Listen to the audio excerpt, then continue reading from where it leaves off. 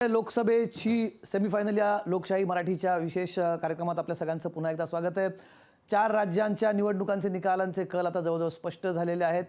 4 पैकी 3 राज्यांमध्ये भाजपचं सरकार बनताना इथे दिसतंय।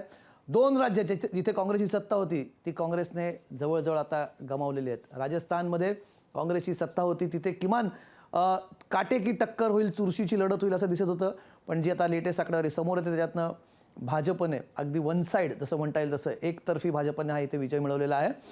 दुसरीकडे मध्य प्रदेशमध्येही तीच परिस्थिती आपल्याला दिसते। मध्य प्रदेशमध्ये सुद्धा काही एक्झिट पोलने अंदाज वर्तवल्याप्रमाणे एकतर्फी विजय भाजपला मिळताना दिसतोय। तिसरं राज्य जे काँग्रेसने इथे गमावलं आहे म्हणजे काँग्रेसची इथे सत्ता होती, छत्तीसगडमध्ये काँग्रेसची सत्ता होती। भूपेश बघेल तिथले स्थानिक पॉप्युलर लीडर म्हणून तिथले त्यांची गणना होते। ते स्वतः देखील पिछाडीवरती होते आणि त्यांच्या मंत्रिमंडळातले जवळजवळ 8 मंत्री इथे पिछाडीवरती पडलेले आहेत। त्यांच्या हातातून देखील छत्तीसगडची सत्ता तिथे गेली। 3 राज्यांमध्ये भाजपने जोरदार मुसंडी मारली आहे। केवळ आणि केवळ तेलंगणामध्ये काँग्रेस पक्षाला एक रिस्पेक्टेबल विजय तिथे मिळवता आलेला आहे। सकाळपासून वेगवेगळ्या पाहुण्यांशी आपण चर्चा करतोय, विश्लेषण करतोय सगळ्या मुद्द्यांचं। काही आकडेवारी आपण समजून घेणार आहोत की गेल्या वेळेस कशी परिस्थिती होती, यावेळेस काय परिस्थिती आहे, या सगळ्या गोष्टींवरती आपण आधी थोडा उहापोह करूया, आकडे समजून घेऊया आणि मग याविषयी चर्चा करण्यासाठी आपल्यासोबत काही विशेष पाहुणे असणार आहेत। स्टुडिओमध्ये आपल्यासोबत असतील काही पाहुणे आणि काही बाहेरनं देखील आपल्यासोबत पाहुणे जोडले जाणार आहेत। पण आजची आकडेवारी बघतात, ही ताजी आकडेवारी आपल्यासमोर जी स्क्रीनवरती दिसते ती आकडेवारी बघूया आपण। ही माझ्यासमोर जी आकडेवारी आहे ती आहे मध्य प्रदेशची 2018चं चित्र साधारणपणे काय होतं। 230 जागा भाजपला 109 जागा मिळाल्या होत्या। 41% भाजपला मतं मिळाली होती। काँग्रेसला 114 जागा मिळाल्या होत्या। 40.89 जवळजवळ सारखी आकडेवारी 0.11% फरक आपण तिथे सोडला, फक्त तेवढा फरक होता। पण वर्षभरात चित्र बदललं। काँग्रेसचे काही नेते भाजपमध्ये गेले, काँग्रेसचं सरकार तिथे आलं होतं। कमलनाथ साधारणपणे वर्षभरासाठी मुख्यमंत्री होते आणि त्यानंतर ऑपरेशन लोटस झालं आणि भाजपचं सरकार आलं। शिवराज सिंग चौहान मुख्यमंत्री बनले, इनकम्बंट चीफ मिनिस्टर म्हणून ते निवडणुकीला सामोरे गेले आणि त्यांनी हा विजय आता जवळजवळ आपण विजयच म्हणू शकतो, हा विजय त्यांनी संपादित केलेला। इतरांना तिथे 18% मतदान होतं। नक्की कुठलं मतदान स्विंग झालं हे बघा। आजचे आकडे बघूया। 160 भाजपकडे, जवळजवळ गेल्या वेळेसपेक्षा 50 सीटचा हा गेन सध्याच्या क्षणाला इथे दिसतोय भाजपला। काँग्रेसला 67 जागा, मोठा फटका। काँग्रेसला 114 वरनं 67 म्हणजे जवळजवळ त्यांनाही 50 जागांचा फटका। या जागा आता आपण थेट म्हणू शकत नाही, पण जेव्हा आपण मायक्रो त्याचं ॲनालिसिस करू तेव्हा काँग्रेसचेच हे मतदारसंघ भाजपने आपल्याकडे खेचले आहेत का, किंवा ज्या प्रकारे त्यांच्यासोबत आलेले ज्योतिरादित्य शिंदे त्यांच्या समर्थकांच्या जागा राखण्यात त्यांना यश आलंय का, हे सगळं चित्र जसं असं त्याचं विश्लेषण होईल, त्या गोष्टी स्पष्ट होतील। पण मोठा फटका काँग्रेसला, गेल्या वेळेसच्या पेक्षा भाजपचा आकडा कुठेतरी वाढलेला दिसतोय आणि नुसता वाढला नाही, मोठ्या प्रमाणात वाढलेला आहे। पुढचं राज्य बघूया। राजस्थानमध्ये काय चित्र होतं 2018चं चित्र। 200 जागांपैकी 73 जागा भाजपला होत्या। काँग्रेस 100 जागा म्हणून सगळ्यात मोठा पक्ष तिथे होता आणि जी बहुमताचा आकडा जस्ट त्यांनी तिथे टच केला होता। 101चा मॅजिक फिगर, 100चा त्यांच्याकडे आकडा होता। बसपा अपक्ष त्यांच्यासोबत मोठ्या प्रमाणात होते। इतरही 8 जण त्यातले बरेच जण त्यांच्या सोबत घेतले। या कामात महारत आहे यांची, अशोक गेहलोत यांची, आणि त्यांनी या सगळ्यांना सोबत घेतलं। 38% पुन्हा इथे बघा आकडेवारीतला फरक हा खूप महत्त्वाचा आहे। म्हणजे आपण जेव्हा लोकसभेची सेमीफायनल म्हणतोय ना, तर तिथली आकड्यांची टक्केवारी हा सगळ्यात महत्त्वाचा पॉईंट आहे। दोघांचं मतदान जवळजवळ सारखं आहे। आपण मध्य प्रदेशमध्ये सुद्धा बघितलं 41% दोघांचं मतदान होतं, थोडाफार फरक तिथे होता।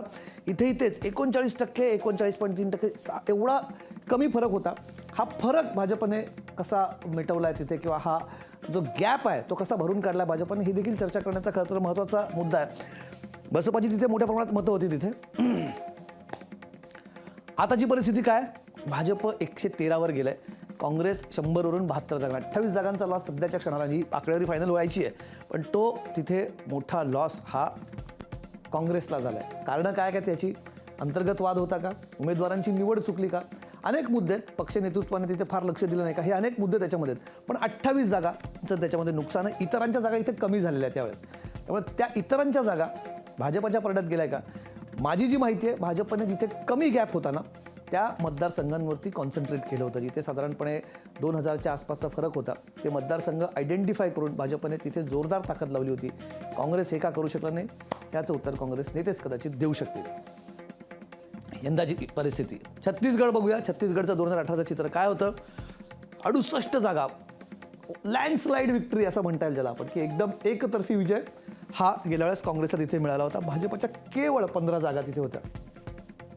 भाजपच्या 15 जागा 33% मतदान तरी होतं भाजपला. म्हणजे फरक बघा जागांमधला.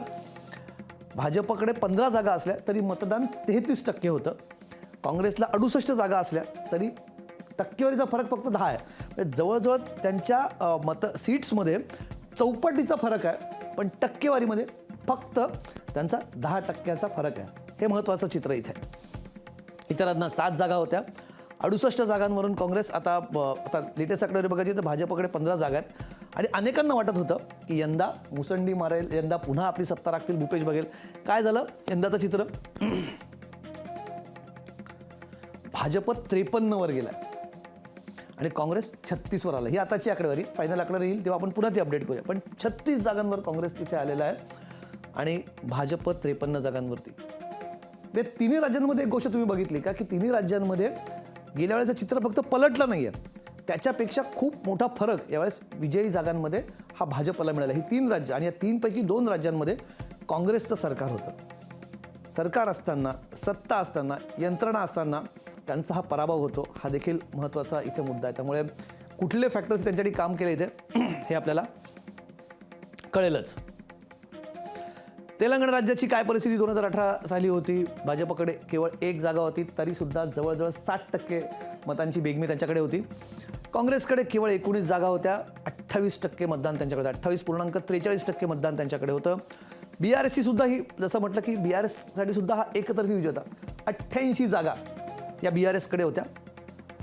46.87% मतदान हे BRSकडे होतं.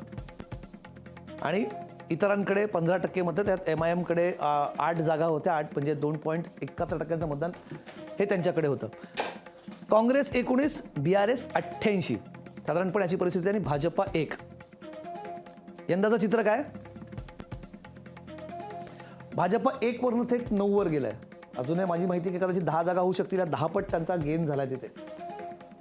काँग्रेस 64 वरती गेला, 18 वरून 64 वरती. BRS 88 वरून 41 वरती आलाय. BRS निम्म झालंय तिथे, निम्म्यापेक्षा कमी. काँग्रेस चौपट वाढलाय, जवळजवळ तिप्पट वाढलाय आपण म्हणू शकतो, बरोबर तिप्पट वाढलाय. MIMची परिस्थिती फार काही सुधारलेली नाही, उलट त्यांच्याही जागा कमी झाल्या. गेल्या वेळेस त्यांच्या 8 होत्या, आता 5 तिथे त्यांच्या जागा झालेल्या आहेत. सगळ्यात मोठा गेन कोणाला आहे जर पर्सेंटेज वाईज बघायचं झालं तर तो भाजपला आहे. आपण बघू शकतो 1 जागेच्या 9 जागा झाल्यात. सगळ्यात महत्त्वाचा हा इथे आहे. तर हे 4 राज्यांचं चित्र आपण बघितलं. याच्यावर आपण चर्चा करणार आहोत. आपल्या सोबत जोडले जाणार आहेत थोड्याच वेळात भारतीय जनता पक्षाचे वरिष्ठ नेते महाराष्ट्रातले गिरीश महाजन आपल्यासोबत जोडले गेले आहेत. गिरीश महाजन महाराष्ट्राचे वरिष्ठ मंत्री आणि महाराष्ट्र सरकारचे, ज्यांना आपण संकटमोचक म्हणून ओळखतो. गिरीश महाजनजी, निकाल आहेत. अनेक एक्झिट पोल्समध्ये सांगत होते की इथे कट टू कट असेल, 50-50 होईल. भाजपसाठी काही राज्यांमध्ये परिस्थिती फार चांगली नसेल, पण सगळेच एक्झिट पोल कदाचित वेगळे निघालेत. आणि महाराष्ट्र भाजपसाठी सुद्धा तुमचे अनेक नेते खरं तर तेलंगणामध्ये होते, इतर राज्यांमध्ये होते. काय तुमची प्रतिक्रिया आहे? तर सगळे एक्झिट पोल फेल झालेले आहेत. लोकसभेच्या वेळेला असंच झालं, यावेळेला जागा कमी होतो. आणि म्हणून यावेळी सुद्धा म्हणजे सगळीकडून सांगितलं होतं की बाबा 50%, 55%, कोणी अर्धे पोल सांगत होते एक्झिट पोल की काँग्रेस येईल, ते सांगत होतं भाजप येईल. म्हणजे असं एकमत कोणामध्ये नव्हतं. हे खरं आहे आपण जे म्हणतायत ते. पण आज प्रत्यक्ष निकाल जेव्हा लागले तेव्हा आपण बघतायत की केवढ्या मोठ्या मताधिक्याने, म्हणजे एवढा मोठा धोबीपछाड, म्हणजे हा तर कोणी विचारही केला नसेल. मध्य प्रदेशमध्ये तर 100 पेक्षा जास्त जागांचं लीड आमच्या त्या ठिकाणी आहे. राजस्थानमध्ये कमी अधिक प्रमाणामध्ये 30% त्या ठिकाणी आहे. छत्तीसगडमध्ये सुद्धा आपण बघतात की आता 54-55 जागा आमच्या त्या ठिकाणी होत आहेत. मला वाटतं की हा सगळा करिश्मा हा मोदीजींचा आहे. हा सगळा मोदीजी है तो मुमकिन है, हे वाक्य अतिशय तंतोतंत खरं आहे. अमित भाई असतील, आमचे नड्डाजी असतील, आदरणीय मोदीजी असतील, यांचा सगळा हा करिश्मा आहे. आणि कार्यकर्ते जे टीमवर्क आहे, ती सगळी संघटनात्मक रचना आम्ही केलेली आहे, त्यामुळे या ठिकाणी इतका मोठा विजय हा आम्ही संपादित केलेला आहे. आणि मी म्हणणार काँग्रेस आज तोंडघशी पडलेला आहे. अनेक लोकांना मार लाडू खात होती की आता काय होईल, आता काय होईल, ही प्रिलिम आहे, ही पूर्वपरीक्षा आहे लोकसभेची. पण आता पूर्वपरीक्षा झाली आणि मेनही झालेली आहे, सगळ्यांचे निकाल लागलेले आहेत. आणि येणाऱ्या 2024 मध्ये मी तुम्हाला सांगेल दाव्याने की 350च्या 350च्या जवळपास जागा 340 ते 50 या भारतीय जनता पक्षाला ठिकाणी मिळतील. पुन्हा मोदीजी या ठिकाणी 5 वर्षासाठी पंतप्रधान होतील आणि आपण बघाल येणाऱ्या 5 वर्षामध्ये हा भारत, हा इंडिया, हा हिंदुस्थान हा सगळ्यात सुपर पॉवर झालेला आपल्याला दिसेल. महाजन साहेब, पण दुसरा महत्त्वाचा मुद्दा एक जो निवडणुकांमध्ये 3 राज्यांमध्ये खूप जोरदार अशी चर्चा सुरू होती, तो आहे ओबीसींचा मुद्दा होता. जाती न्याय, जनगणना व्हावी ही देखील मागणी होती. पण कुठेतरी हा मुद्दा क्लिक झालेला दिसत नाही, त्यामुळे हा निवडणुकीचा मुद्दा होऊ शकत नाही असा मेसेज गेला असं तुम्हाला वाटतं? मला वाटतं की मोदीजींचं काम, त्यांचं नेतृत्व, त्यांचं कर्तृत्व, त्यांचं वक्तृत्व याच्यापुढे सगळे मुद्दे नामोर झालेले आहेत. कुठलाही मुद्दा इथे चालत नाही. लोकांचा विश्वास, जनतेचा विश्वास फक्त मोदीजींवर आहे, पंतप्रधानांवर आहे. जे अतिशय आपण बघतायत की समाजातल्या छोटा घटक, शेवटचा माणूस, त्याची काळजी करणारा पंतप्रधान. आज अर्थव्यवस्था आपण बघा, शेतकऱ्यांचे प्रश्न आहेत, आज उद्योग क्षेत्रामध्ये आपण कुठे चाललोय, संरक्षण क्षेत्रात कुठे चाललोय, आपण सगळ्या आज आरोग्य क्षेत्रात आपण कुठे चाललेलो आहोत. आणि सगळीकडे चौकस लक्ष ठेवणारा पंतप्रधान, मन की बात मधून आपलं मन मोकळं करणारा पंतप्रधान. आणि म्हणून या ठिकाणी कोणाचाही विश्वास कुठल्याही गोष्टीवर राहिलेला नाही. तुम्ही कुठल्याही आरक्षणाचा विषय सांगा, जनगणनेचा विषय सांगा, पण लोकांचा विश्वास फक्त मोदीजींवर आहे, त्यांच्या नेतृत्वावर आहे. आणि म्हणून त्याचा सगळा हा परिणाम आपल्याला बघायला मिळतोय. अन्यथा या ठिकाणी मध्य प्रदेशमध्ये 4 वेळा, 5व्यांदा या ठिकाणी आमचं सरकार त्या ठिकाणी येतंय. लोक खूप म्हणायचे अँटी इन्कम्बन्सी आहे, असं आहे, शिवराज सिंगांना परत हे केलेलं आहे. पण कुठे बघा 100च्या वर जागेचं लीड, म्हणजे मागच्या पेक्षा केवढं मोठं लीड पुन्हा आम्ही त्या ठिकाणी घेतलेला आहे. हा एकच करिश्मा आहे आणि तो आहे म्हणजे मोदीजींचा. आणखी एक मुद्दा आहे, मला माहिती तुम्हाला थोडी गडबड आहे, पण एक प्रश्न आहे की महाराष्ट्र आणि मध्य प्रदेशमध्ये अनेकांनी निवडणुकांआधी ही कंपॅरिझन चालू केलं होतं. मध्य प्रदेशमध्ये गेल्यास काँग्रेसचं सरकार आलं होतं, ते सरकार गेलं आणि तिथे ऑपरेशन कमळ झालं आणि त्यानंतर कमलनाथ गेले, शिवराज सिंग चौहान आले. तर त्याचा सुद्धा वर्डिक्ट आहे असं म्हटलं जात होतं की लोकांना हे आवडलंय की नाही आवडलंय हे या निवडणुकीच्या कलातून स्पष्ट होईल. महाराष्ट्रातही थोडीफार अशीच परिस्थिती होती, एक सरकार गेलं, दुसरं सरकार आलं. तर तुम्हाला वाटतं की आता जनतेनं निकाल दिलाय त्याबाबतचा? काही नाही, लोकांना मी तेच सांगितलं, लोकांना भारतीय जनता पक्ष पाहिजे. लोकांना कोण आलं कोण गेलं ते नको आहे. लोकांना भारतीय जनता पक्ष पाहिजे आणि मोदीजींचं नेतृत्व त्यांना हवं आहे. त्यांच्या शब्दावर त्यांचा विश्वास आहे. ते मोदी की जबान है, हा मोदींचा शब्द आहे आणि त्याच्यावरच सगळे लोक विश्वास ठेवतायत. म्हणून सगळे झालेलं आहे. आपण कितीही गोष्टी केल्या आणि किती म्हटलं की असं झालं तसं झालं, इकडे आयाराम झाले, गैराम झाले, ऑपरेशन कमळ झालं, पण लोकांना शेवटी भाजपची सत्ता पाहिजे. कारण आपण बघतायत की जे कामाची पद्धत ही भारतीय जनता पक्षाची आहे प्रत्येक राज्यामध्ये, त्याला सगळ्या लोकांचं अनुमोदन आहे. आणि राज्यातून आता भाजपचं सरकार या ठिकाणी येत आहे आणि पुढे सुद्धा केंद्रामध्ये किंवा महाराष्ट्रात सुद्धा मी आपल्याला सांगेल एक चमत्कारिक आकडा आपल्याला पुढे या ठिकाणी इथलाही बघायला मिळेल. सांगूनच सका गिरीश भाऊ, काय साधारणपणे असं वर्षभराचा अजून वर्षभरापेक्षा कमी काळ राहिलाय महाराष्ट्रात? काय लोकसभेला मी तुम्हाला पुन्हा दाव्याने सांगेल, मी आधी सांगितलेलं आहे की आउट ऑफ 48 जागा, आउट ऑफ 48च्या 48 जागा.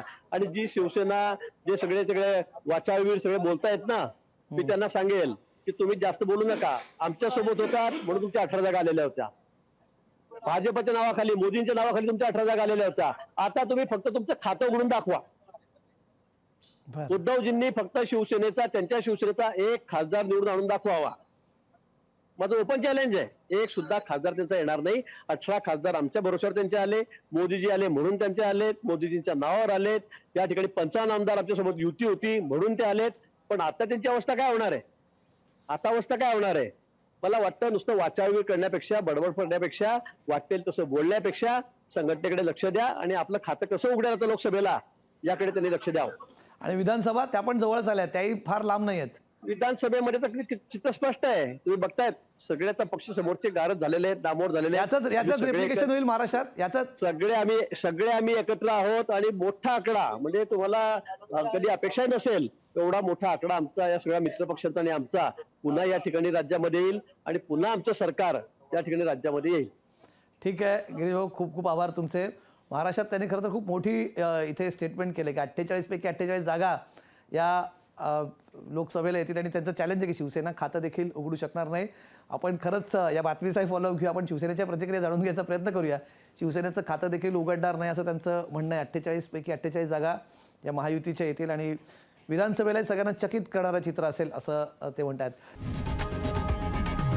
लोकशाही मराठी ऐका, पहा, जागरूक रहा.